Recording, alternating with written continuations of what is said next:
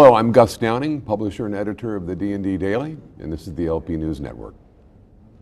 With us today is John Voytilla, Vice President, Global Loss Prevention for Office Depot.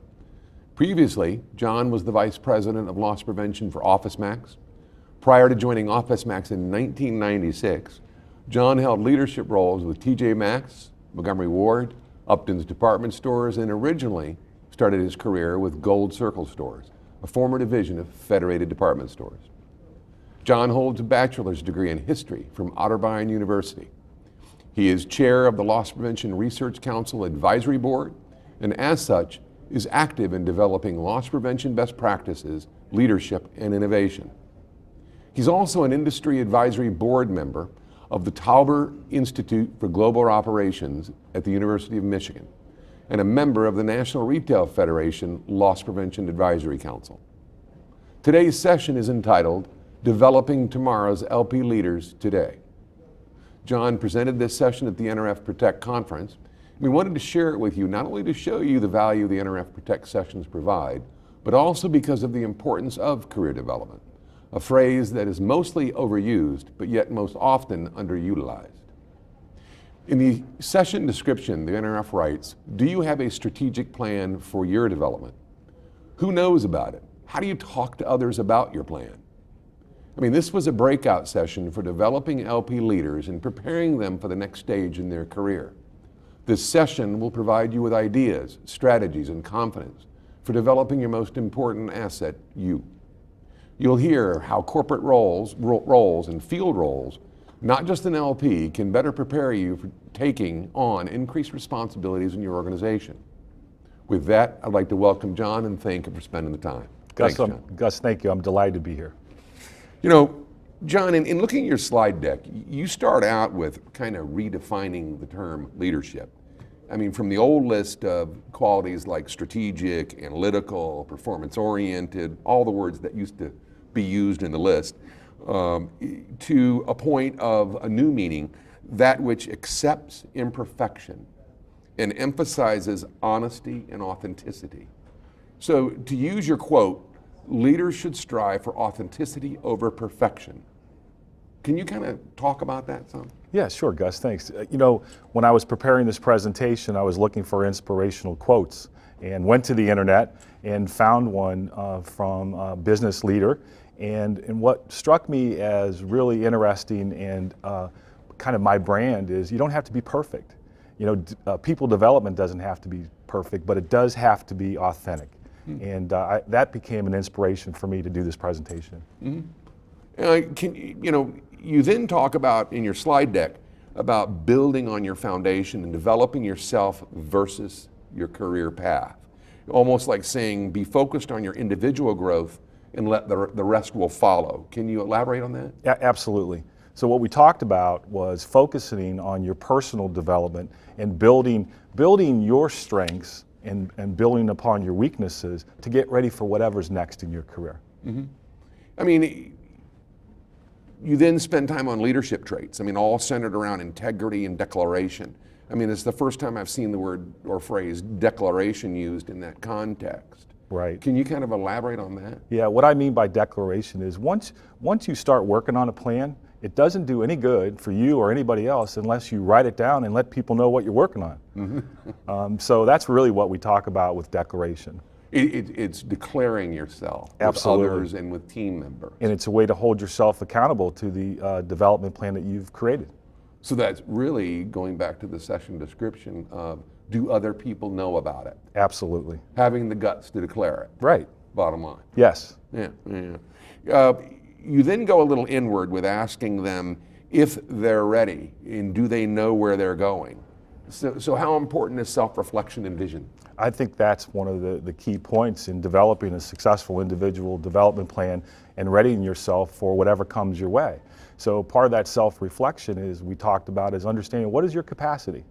You know, what is your experience levels, and are there opportunities within your own organization that you can take on additional responsibility? Maybe it's lateral, maybe it's more, but it's going to help you fill that gap and really test your capacity. And you talked about the 5 steps of catapulting your career. Right. You know, the individual development plan, mentors, networking, differentiating yourself, and continuous learning. Can you kind of go through those 5? Sure. So from the foundation point that you discussed earlier, individual development plan is that written plan that holds yourself accountable and helps you. And by the way, it always needs to be modified. I personally, my individual development plan is updated on a quarterly basis. Really? I set it for the year, and on every quarter I sit down with my boss and I go through it, and I also share it with other executives to get their input and get ideas. But I hold myself accountable. It holds me accountable to achieving my goals and part of my career development. The next area is really around mentorship. And I learned early on in my career, you know, you can learn from a lot of people, and I've identified a couple mentors in my career, and I go to them, and they're the ones that give me the unvarnished truth. You know, I can take to them any situation that I'm dealing with, and they give me ideas. But what we talked about in our session this week about mentorship is the individual that's being developed, they're the ones that own that mentorship.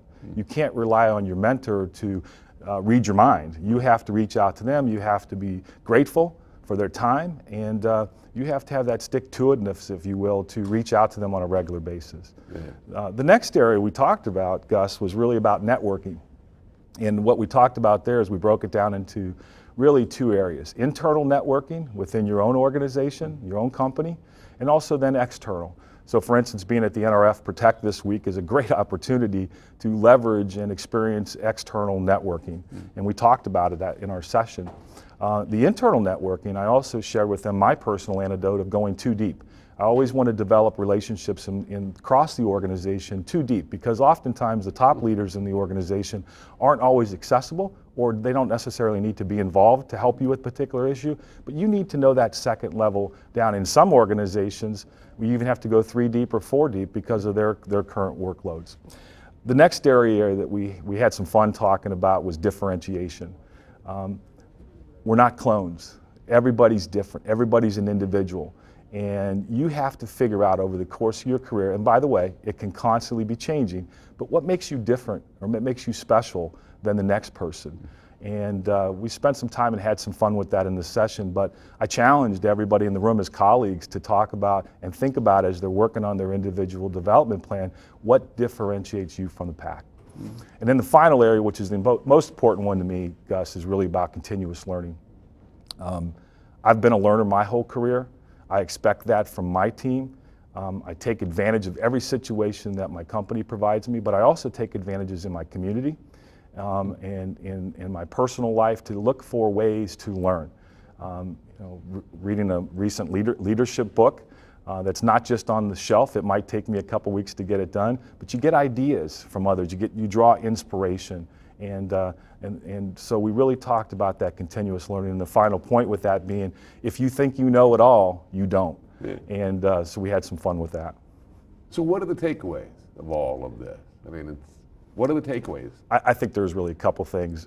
Number one is we challenged each other in our presentation was to go back. If you have an individual development plan, shake it off, dust it off, update it.